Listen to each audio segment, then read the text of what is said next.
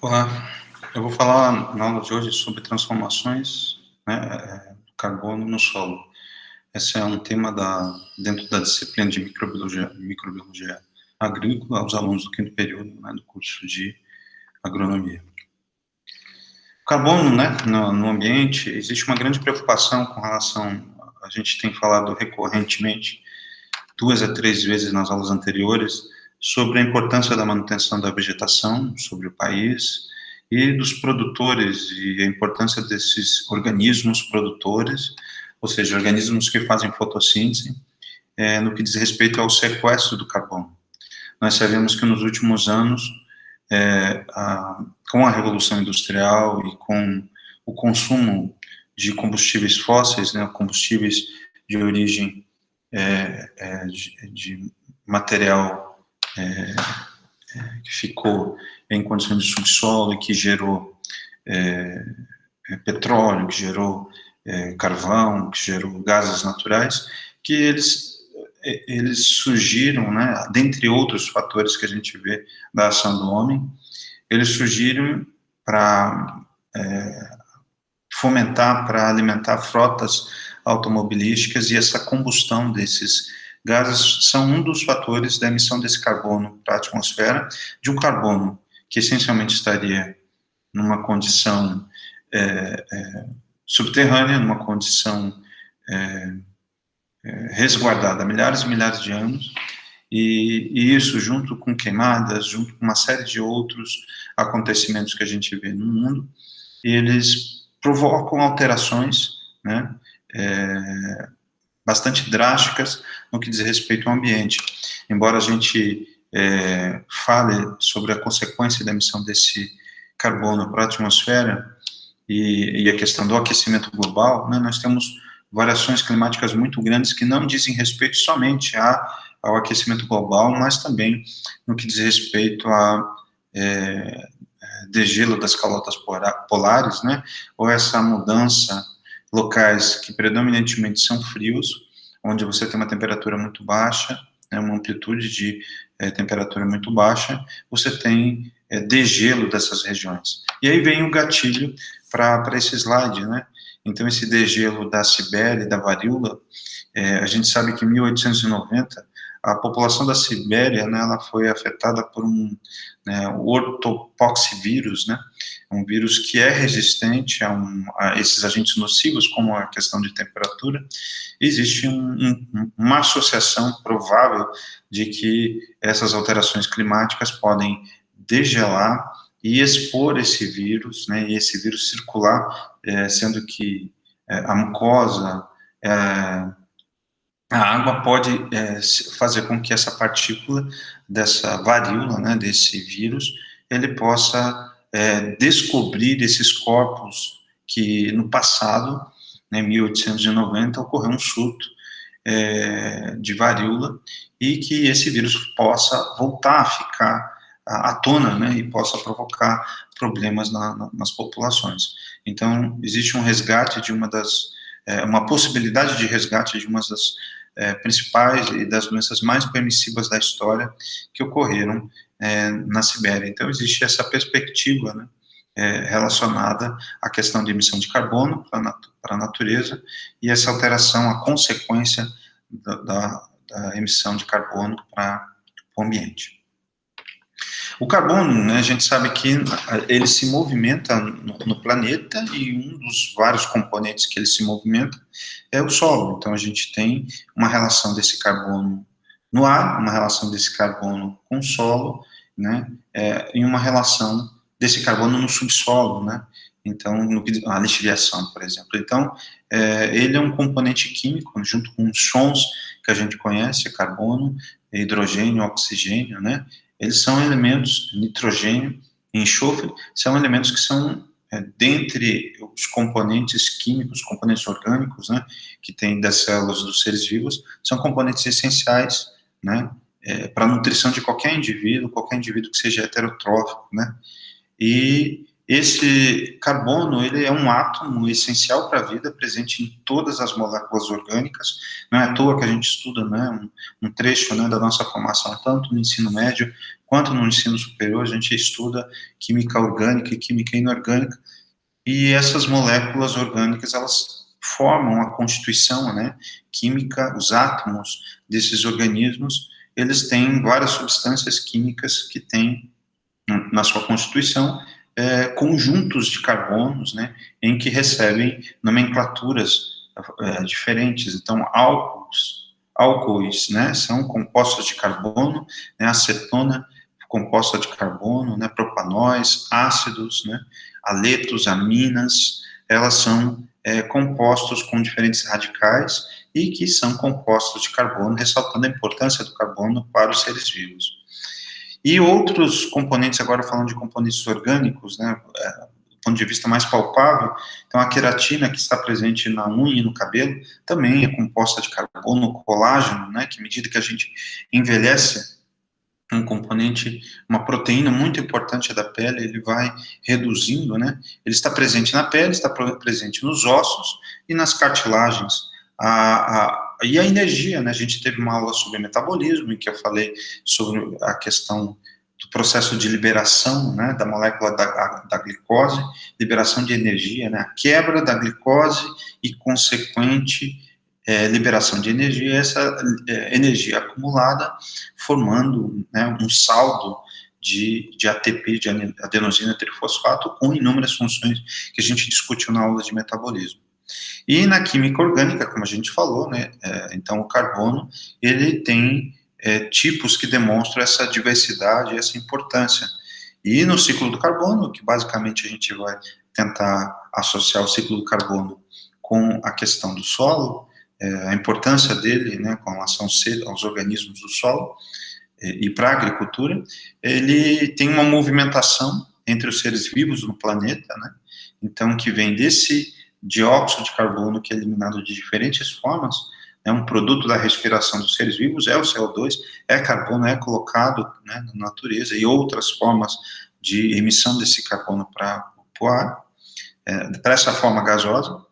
E essa fonte primária, né, que a gente é uma das questões que a gente poderia colocar, a fonte primária do carbono, que a gente pudesse imaginar, e o que eu gostaria que vocês pudessem fixar na cabeça de vocês, sem dúvida alguma, é esse CO2, né, que está presente no ar, né. Então, a fonte primária de carbono, onde tudo começa, onde toda essa história da movimentação do ciclo desse carbono, ela começa no ar, né? E aí vocês têm os únicos seres, não são todos os seres vivos que conseguem capturar esse carbono, né? Então, vocês vão ter alguns organismos que vão ser responsáveis por metabolizar esse carbono, por catalisar esse carbono, fazer uma reação de óxido-redução e utilizar, e montar, e organizar, formar moléculas orgânicas que vão ser utilizadas, vão ser transpassadas, vão ser distribuídas dentro da cadeia ecológica, entre os várias classes e grupos de consumidores.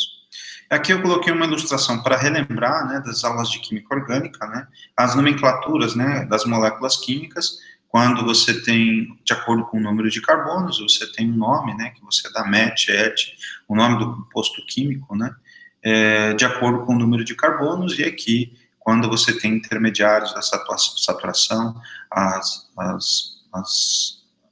reações químicas, quando são duplas, o número, né, de duplas ligações, que a gente chama de reações insaturadas, ou saturadas, quando só tem ligações simples entre as moléculas, triplas ligações, dupla e tripla, e as denominações para compor o nome da molécula orgânica. Então, o nome, né, da composição da molécula orgânica é muito, muito interessante, essas regras de nomenclatura que vocês dão para constituição dessa molécula orgânica. E aqui alguns sufixos que vocês têm, sufixo O, né, sufixo para hidrocarbonetos, O para álcoois, AL para aldeídos, né, então sufixo é o que vem antes, né, ona, né, desculpa, sufixo é o que vem depois, desculpa, e prefixo é o que vem antes, e oico, né, seria, né, para os ácidos carboxílicos, e aqui as estruturas dos grupos funcionais interligadas a esse carbono, né, para relembrar. Então, a gente sabe que a fonte primária, sem dúvida alguma, desse carbono é a atmosfera, que seria uma forma do que a gente chama de inorgânica. Então, isso é extremamente importante os alunos associarem que é um composto inorgânico, e esse composto inorgânico, ele está presente no ar. E a gente sabe que existe uma quantidade de aproximadamente 750 bilhões de toneladas de carbono na atmosfera, onde os seres que capturam esse carbono inorgânico na atmosfera são seres fotossintetizantes, né? São as algas e as plantas, ou seja, organismos autotróficos, aqueles que produzem o seu próprio alimento, e a atividade metabólica que é responsável por essa captura desse carbono, né? Desse carbono inorgânico, que está nessa atmosfera, são essas plantas e essas algas, e vamos pensar, né, através da reação de fotossíntese, que elas fazem essa captura para, né, produzir os açúcares, e esses organismos, né, que estão distribuídos no ambiente terrestre, tanto no ambiente terrestre quanto em ambientes aquáticos, né, nós temos 75% do planeta coberto por água, então nós temos uma parcela muito importante das algas, né, que estão presentes nesses ambientes aquáticos, que vão realizar essa captura desse CO2, ou seja, nós precisamos, além de proteger as nossas florestas, né, os vegetais, os seres fotossintetizantes em ambientes terrestres, assim como precisamos de uma ótica em cima desses ambientes aquáticos, né. E esse consumidor primário, né, então aquele que vai se alimentar dessas plantas terrestres, desses seres fotossintetizantes terrestres, ou dos seres fotossintetizantes aquáticos, esse consumidor primário, ele também poderia ser chamado de herbívoro, né? Então, aqueles indivíduos que se alimentam somente de plantas. E aí, é claro que esses herbívoros, dentro de uma cadeia ecológica, né, os consumidores primários são os herbívoros, consumidores secundários, terciários, quaternários, né, são as diferentes categorias, os onívoros, aqueles que se alimentam de carne e desses consumidores primários, desses herbívoros, eles vão capturar esse carbono, ou seja, o carbono que foi fixado nos tecidos dessas plantas e essas algas, esses são capturados por essas diferentes categorias de consumidores, que também vão de diferentes formas, vão devolver esse CO2 para a atmosfera. Por exemplo, e uma das formas de devolução desse carbono é esses consumidores primários, secundários, e nós, até o homem, né? Nós respiramos, e no momento que eu respiro, eu inalo o oxigênio e jogo para fora o CO2. E no momento que eu jogo, eu estou colocando esse carbono também para o ambiente, tá? Além desses seres fotossintetizantes, né, eles usam, né, para suas moléculas orgânicas, né, para compor as moléculas orgânicas, ou seja, uma forma inorgânica, que é o CO2, vai produzir uma molécula orgânica. Exemplo disso, a celulose, exemplo disso, a glicose, que a gente falou, a glicólise, né, a primeira etapa da respiração, né, que é um açúcar com 6 carbono, e aí uma série de outros compostos que vão ter essa importância. E uma boa parte, né, então lembrando que esse carbono, quando a gente falou de relação CN, falamos de matéria orgânica, falamos sobre degradação de compostos da matéria, né, tanto orgânica como inorgânica, a biomassa vegetal que a gente chama, né, então a gente sabe que algumas plantas que são cultivadas pelo homem, elas têm uma grande capacidade de produzir biomassa, né, e essa biomassa, ela é composta de carbono, então uma parte do corpo dessa planta, ela é composta de carbono, né, então a celulose, né, que está aqui, a hemicelulose, lignina, né, e outra parte desse carbono é utilizada, né, durante esse processo fotossintético, é utilizada para a produção de energia, que é o ATP, e aí a gente faz um gancho com a aula de metabolismo, faz um gancho sobre sobre a questão que eu destrinchei para vocês a respeito da formação das moléculas de ATP como etapa, né, final da respiração aeróbica, e a importância, né, do oxigênio para, né, como um cofator para essa composição dessas moléculas, da molécula adenosina trifosfato. Então, essa respiração, ela devolve para a natureza uma parte desse CO2, uma parte desse carbono, pela quebra da molécula do açúcar, dessa molécula orgânica agora, né? Então, as plantas, ou seja, os seres fotossintetizantes, são grandes transformadores de moléculas inorgânicas, ou seja, do CO2 para moléculas orgânicas, que vão gerar energia para gastar para inúmeros processos biológicos dos seres vivos. Então, esse carbono, então nós temos esses consumidores que eu falei para vocês, os consumidores primários seriam os herbívoros, os consumidores secundários, eles vão se alimentar dos consumidores primários, então isso vocês entendem perfeitamente, e vão repassar esse carbono para cada extrato, para cada camada, né, da cadeia alimentar. E é claro que, como eu falei para vocês, o carbono pode ser devolvido para a atmosfera através da respiração, eu também posso devolver através de processos de decomposição. E aí nós temos fungos e bactérias através de processos que também necessitam de oxigênio, e aí eu capturo a aula que eu falei sobre degradação de matéria orgânica. Então, a importância do oxigênio para a degradação dos compostos, né? E nós temos uma etapa que é mecânica, né, em cima de quebra das partículas orgânicas, e outra etapa que é mais enzimática, e que essa etapa enzimática tem um protagonismo em cima de bactérias e fungos. Então, tanto material morto, corpos mortos, né, assim como fezes desses seres vivos e também dos corpos mortos, eles vão sofrer ação dessas bactérias e desses fungos e vão compor o que a gente chama da matéria orgânica do solo. Então, essas bactérias e esses fungos são os responsáveis por isso, e eles também devolvem essa decomposição, é uma segunda via de devolução desse carbono também para a atmosfera na forma de CO2. Ou seja, já estou dando uma segunda informação. A primeira, o processo respiratório, que é, né, inspirar, colocar o ar para dentro do corpo, e o expirar, devolver o CO2, e além disso, o processo de decomposição seria a segunda informação aqui, que eu gostaria eu vou repetir isso mais à frente, segunda forma de devolver esse CO2 para o planeta. E corpos orgânicos, né, em condições anaeróbicas, né, condições sem a presença de oxigênio, embaixo de rochas, que é um ponto bastante importante, os decompositores, eles não conseguem agir. A gente sabe que, lembra que eu falei para vocês, uma forma de devolver esse carbono para a atmosfera é a decomposição. Então, o que acontece com alguns materiais? Eles ficam depositados em algumas regiões do globo, então esse carbono pode circular e pode sedimentar, ou seja, voltar a ficar a forma sólida no fundo dos mares, e isso pode originar o que a gente chama dos combustíveis fósseis. E são justamente esses combustíveis fósseis em que, na Revolução Industrial, o homem deu uma funcionalidade de um carbono que era para ficar sem ação, sem decomposição. Esses combustíveis fósseis, basicamente, eu falei no início para vocês, eles podem ter desdobramentos de gases naturais, carvões minerais e petróleo.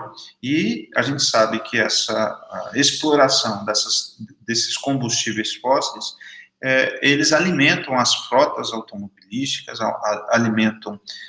servem de energia para as fábricas e, consequentemente, preenchem, né, um carbono que não era para ser utilizado, ele passa a ser utilizado, e essa combustão desses combustíveis fósseis provoca a emissão de um carbono, um montante de um saldo de carbono para o planeta, que desencadeia todos esses efeitos que eu falei inicialmente, quando me referi em relação ao aquecimento global, com relação às perspectivas de doenças severas que estão, né, presentes em corpos, né, como o caso da varíola de 1800, né, no século XIX, né,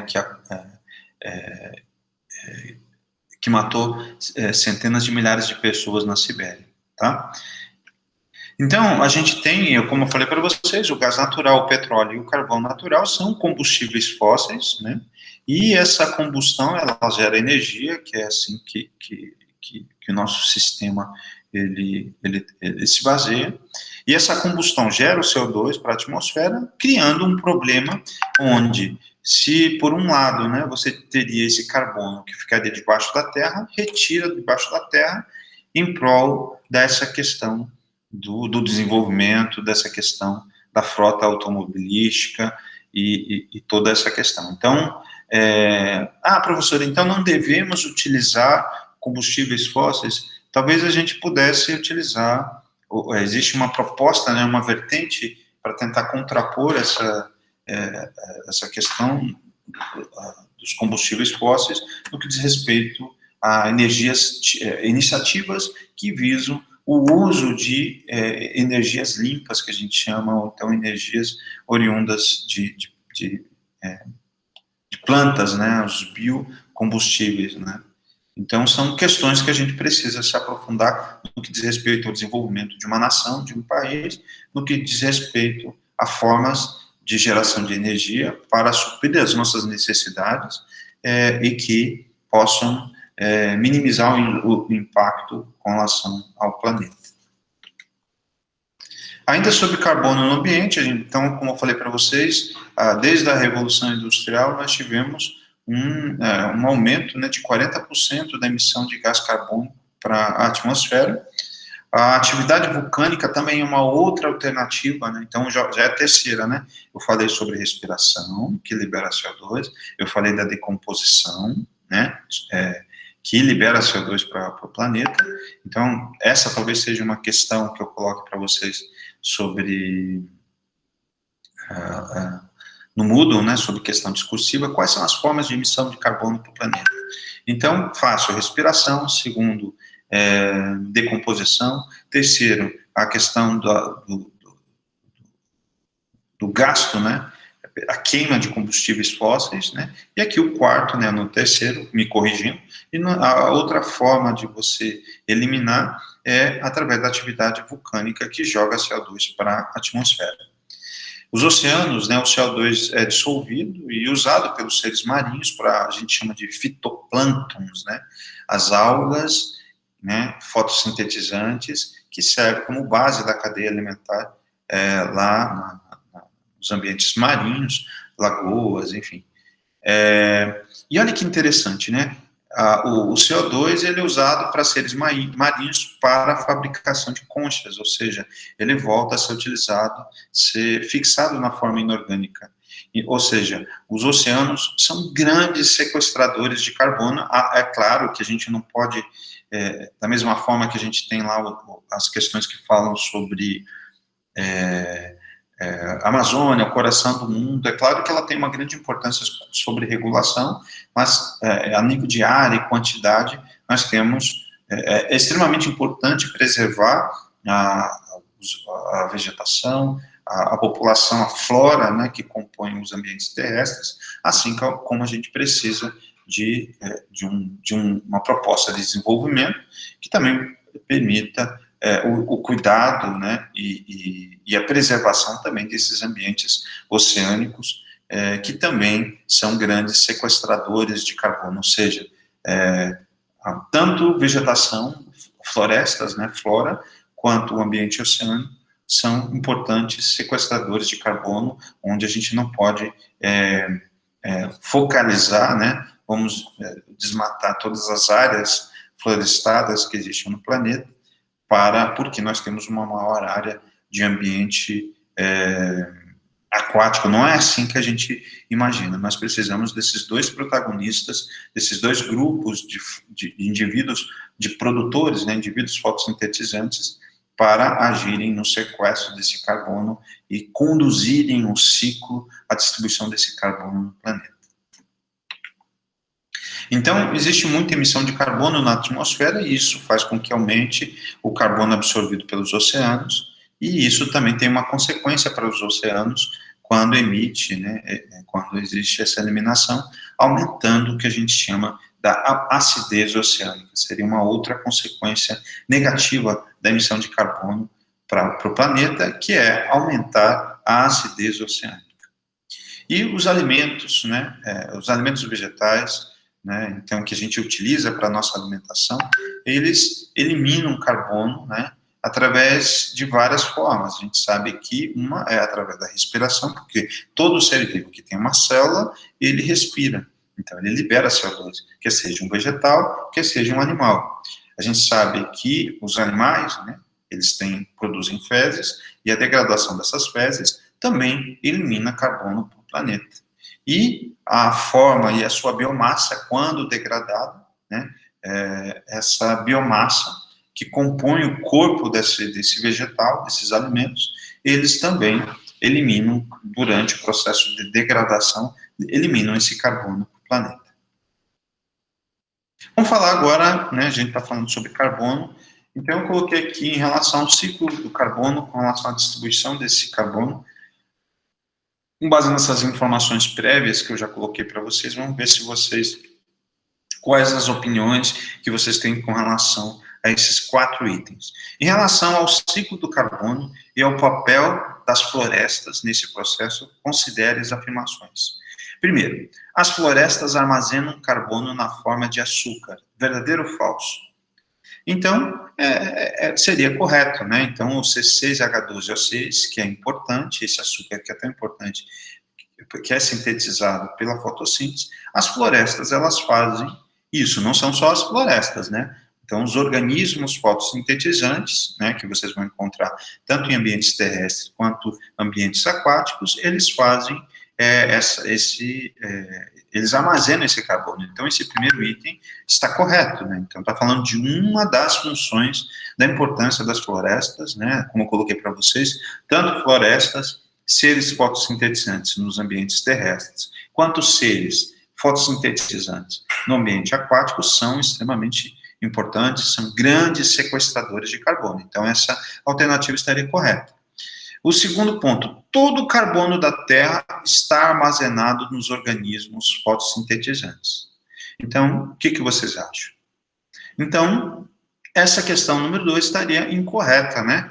Então, porque não seria todo o carbono. Então, na verdade, existe uma grande distribuição, que é o grande gargalo dessa questão. Então, todo o carbono da Terra está nos organismos fotossintetizantes? Não, ele está nos seres vivos, nos seres fotossintetizantes e não fotossintetizantes. Basta nós lembrarmos lá dos consumidores primários, então eles transferem esse carbono para os consumidores primários ou herbívoros, e depois os consumidores secundários que se alimentam dos consumidores primários, o que ocorre é uma transferência desse carbono para essa cadeia ecológica, para o consumidor primário, secundário, terciário, ou seja, organismos fotossintetizantes e não fotossintetizantes, ok? Então, o número 2 estaria incorreto. Número 3, florestas tropicais representam uma das principais áreas de fixação do carbono. Então, por quê, né? Então, as florestas tropicais têm uma condição que favorece essa questão da fotossíntese, favorece a diversidade de micro-organismos, favorece a diversidade de micro-organismos na rizosfera, no plano das folhas. Então, existe um imenso complexo de um sistema entre esses seres. A gente já fez essa analogia e essa importância, inclusive na aula anterior, comparando ecossistemas tropicais e ecossistemas de clima temperado, e realmente é isso que acontece. Então, a temperatura, por um longo período do ano favorável, né, essas temperaturas próximas, né, à linha do Equador, e é claro que vocês vão ter variações climáticas em diferentes latitudes, pequenas variações climáticas com variações de latitude e longitude, vocês vão ter uma importância, né, desses organismos com uma maior atividade de fixação de carbono. Então, essa seria, sim, número 1, até agora, correta. Número 2, também correta. Número 3, também correta. E a 2, incorreta. E a número 4, o gás carbônico é lançado no ambiente pela decomposição e combustão e é retirado pela respiração e fotossíntese. Então, esse gás carbono ele é retirado pela fotossíntese, sim, mas não pela respiração. Através da respiração a gente joga, ele não é retirado, ele é lançado, né? Então, a única questão aqui, a parte que está errada seria a parte de respiração, né? Então, a respiração dos seres vivos, ela não joga esse carbono, ela não absorve esse carbono. A fotossíntese, sim, né? Que é o elemento aqui que a gente está falando, né? Com relação ao item 1 e o item 2, né? A fotossíntese, ela realmente faz o sequestro, essa reação metabólica, ela faz o sequestro do carbono para o planeta. E a respiração, não. A respiração, que ocorre lá nas mitocôndrias dos seres eucarióticos, né, ou lá na membrana plasmática, né, dos seres procarióticos, ela, muito pelo contrário, né, o produto da respiração é, a eliminação desse CO2. E isso a gente falou lá na parte de respiração aeróbica e respiração anaeróbica, tá? Continuando aqui, ainda sobre o ciclo do carbono, agora vamos falar um pouquinho mais sobre ilustrações, né? Então, o ciclo do carbono, ele garante que o carbono circule no ambiente, e esse ciclo do oxigênio e de outros são estritamente relacionados, né, que a gente fala dos ciclos biogeoquímicos, mas o ciclo do oxigênio, que os chons, né, que são tão importantes para os seres vivos, eles também têm uma relação com o carbono. Então, você tem plantas, né, que absorvem pela fotossíntese esse CO2 e jogam o oxigênio, né, e além do processo respiratório que joga também, os vegetais também têm o processo contrário, né, então eles absorvem também oxigênio e liberam CO2 pela respiração. E os animais, como a gente pode imaginar, eles também absorvem o oxigênio, eu inspiro oxigênio e aí eu jogo, né? Então, na circulação sanguínea do meu corpo, eu jogo, né? Meu sangue arterial, ele leva moléculas de oxigênio para todas as células do meu corpo, e no momento que eu expiro, eu jogo o ar para fora do meu corpo, o meu sangue arterial leva o oxigênio, e meu sangue venoso leva o CO2 para os meus pulmões, e aí permite com que eu jogue esse CO2 para a atmosfera. Então, seria uma outra via de CO2. E isso acontece tanto com animais, tanto com plantas. Só que as plantas, nós temos, às vezes a gente imagina que as plantas só fazem absorção de CO2. Então, a fotossíntese, sim, mas as plantas também respiram. Então, todas as células, todos os órgãos dessa planta, órgão vivo, célula viva, vai realizar esse processo de respiração. Então, que a gente está se referindo. Aqui é a respiração animal. Então, a fotossíntese não ocorre em animais. E a combustão, né, as queimas, as fábricas e todas as frotas automobilísticas que a gente conhece no planeta, elas têm essa questão de utilizar, né, essas fontes energéticas que a gente falou, de origem desses fósseis,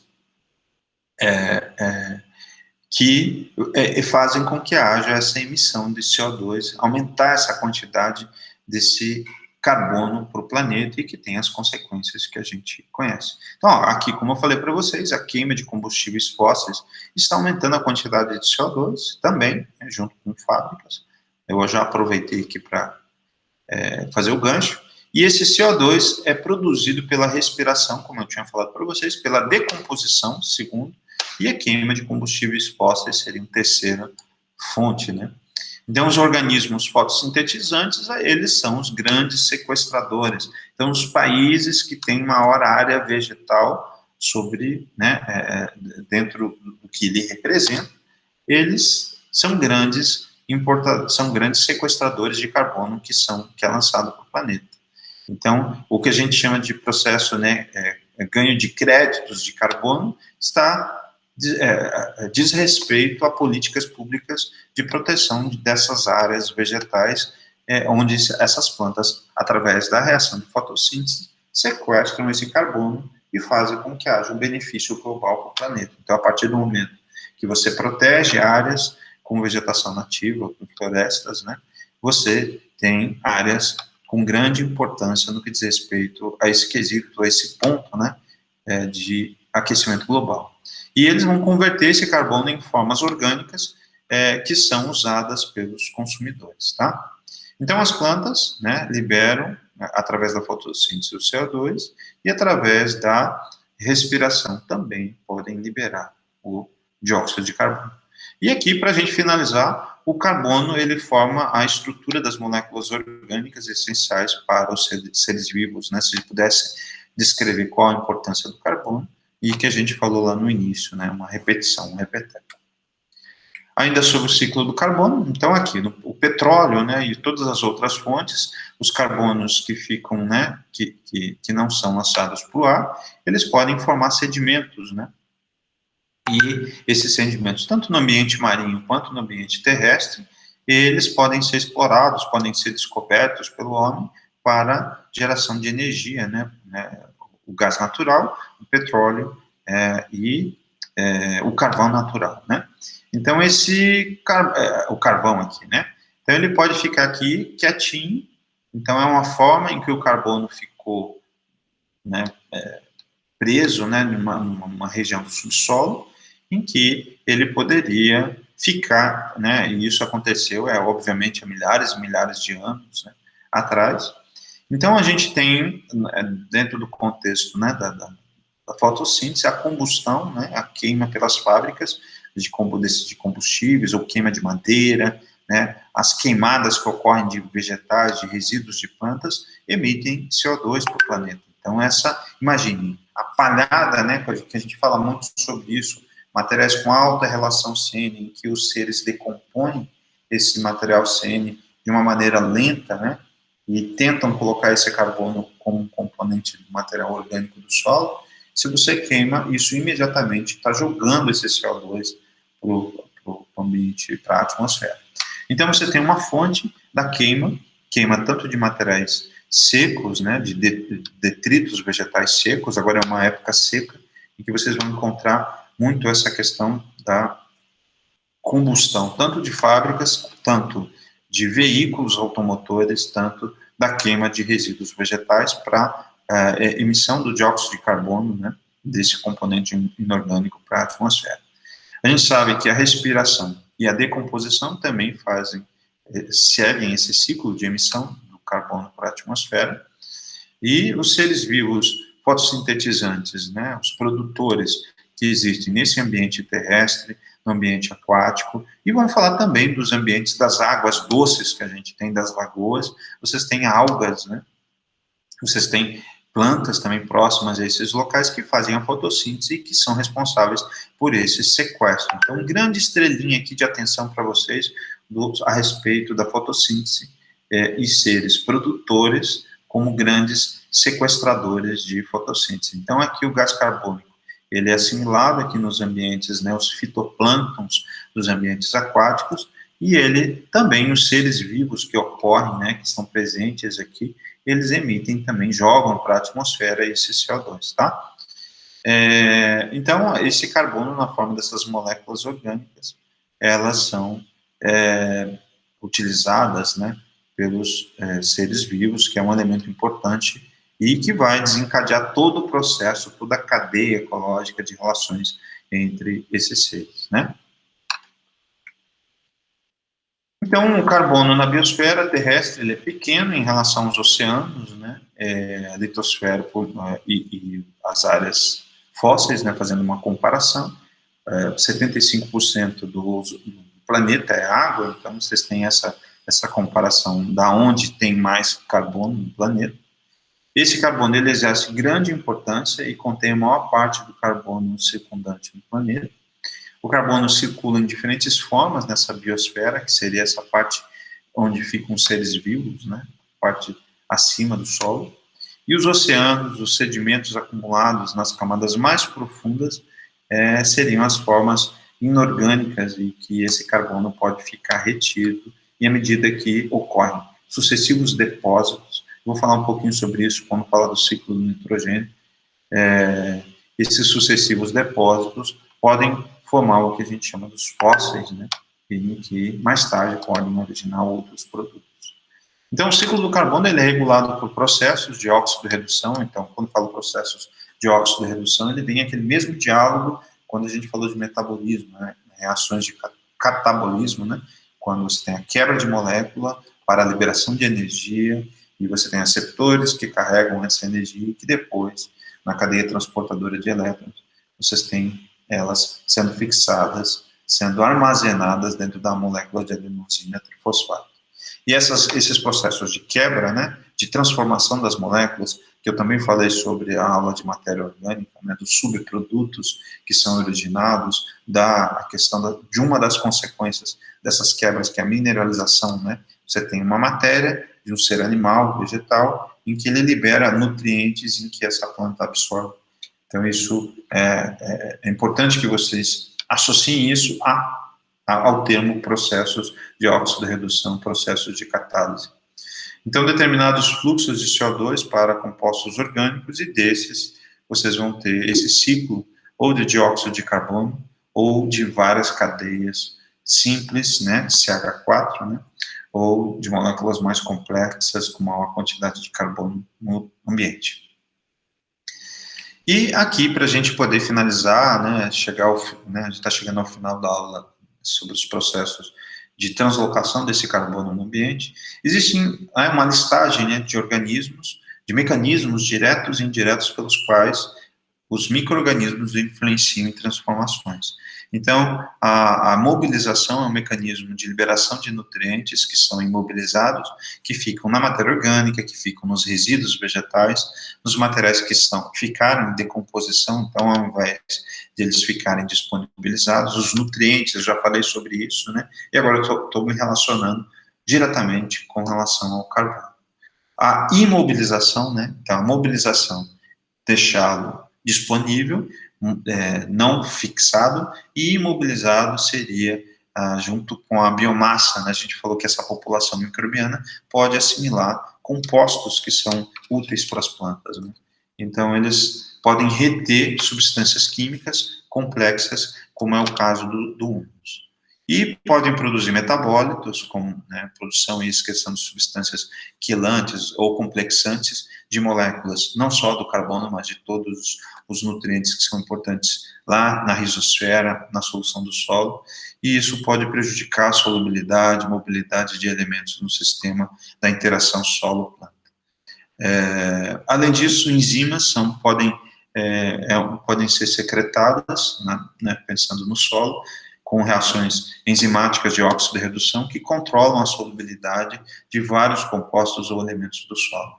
Podem ter alterações de pH, né? Você pode ter um solo, durante esses mecanismos, né, sobre essa influência dos micro-organismos, em transformações para a liberação de carbono, onde o pH pode favorecer ou desfavorecer, pode estar intimamente ligado a outros mecanismos também, como de complexação, de mobilização ou imobilização dos compostos.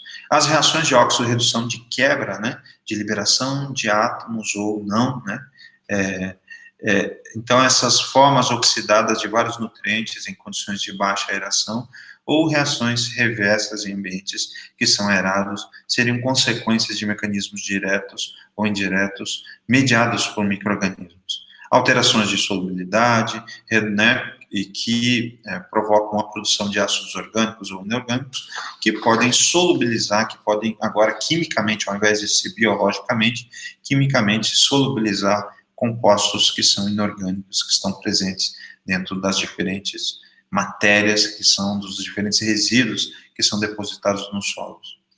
Além disso, nós temos uma redução bioquímica, né, em que transformações específicas bioquímicas ocorrem, como a desidentificação, que é o tema da próxima aula, e a redução do sulfato, causando a perda de nutrientes ou através das formas gasosas que são emitidas para o ambiente, né? Então, quando a gente fala de formas gasosas, é importante, eu acho que não tem sombra de dúvida para a grande maioria de vocês, nitrogênio e carbono são compostos importantes, né, para os vegetais, em que eles têm uma fase de liberação para a atmosfera. E quando a gente fala do fósforo, isso já não é uma verdade totalmente absoluta. Então, é um componente que vocês não vão ver essa conversa, esse diálogo de liberação de fósforo para o ar. Então, a condição, o estado da matéria gasoso para fósforo não ocorre. Mas para nitrogênio, a desidentificação, ela serve um pouco para falar um pouquinho sobre isso. O caso do carbono, né, vários momentos, a respiração como um componente para a liberação de CO2 para o planeta. Outro mecanismo, né, a redução bioquímica, transformações, né, como a gente falou, as produções de toxinas, compostos que podem poluir o ambiente, graças a essa questão de muito resíduo que é enviado, né, que é lançado em águas, que é lançado nos solos. Lembrem dos aterros, lembrem da, da água de esgoto, né? Então, que podem afetar a saúde pública e reduzir o crescimento dos vegetais, dessas floras, né? E todas as cadeias que compõem as cadeias ecológicas que estão relacionadas a esse grupo de indivíduos produtores. E as simbioses radiculares, né? Que nós falamos que é um tema das próximas aulas.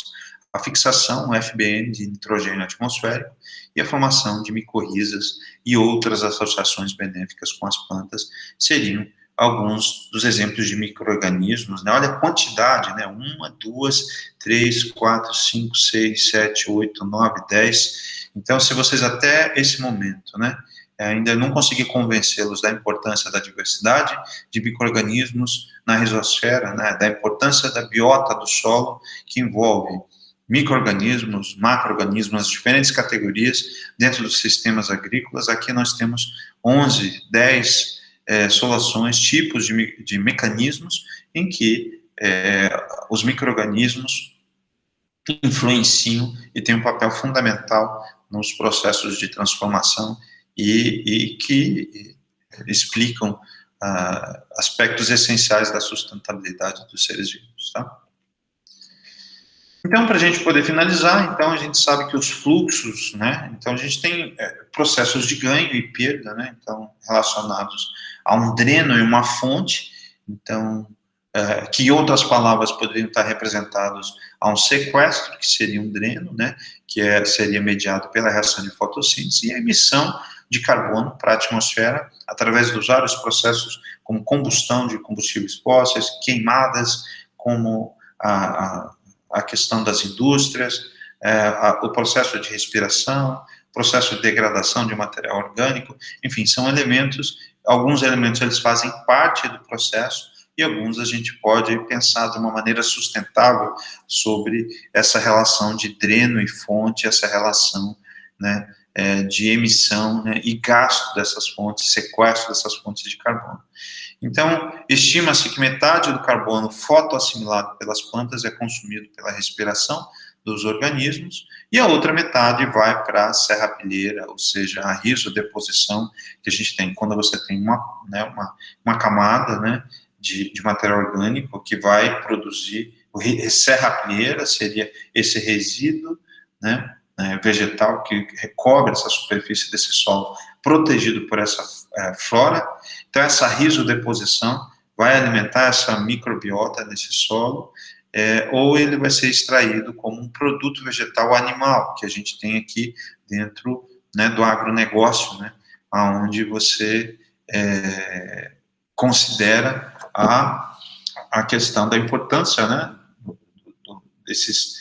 da diversidade microbiana e essa preocupação com a deposição de resíduo orgânico e proteção desse solo.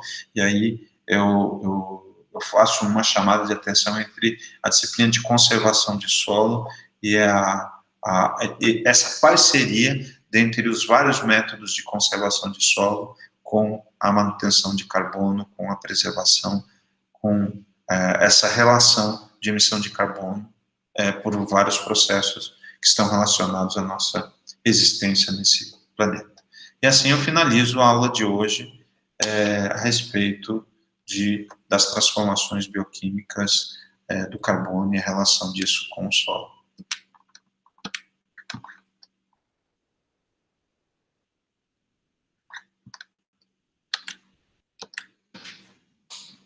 Deixa eu desligar aqui. Muito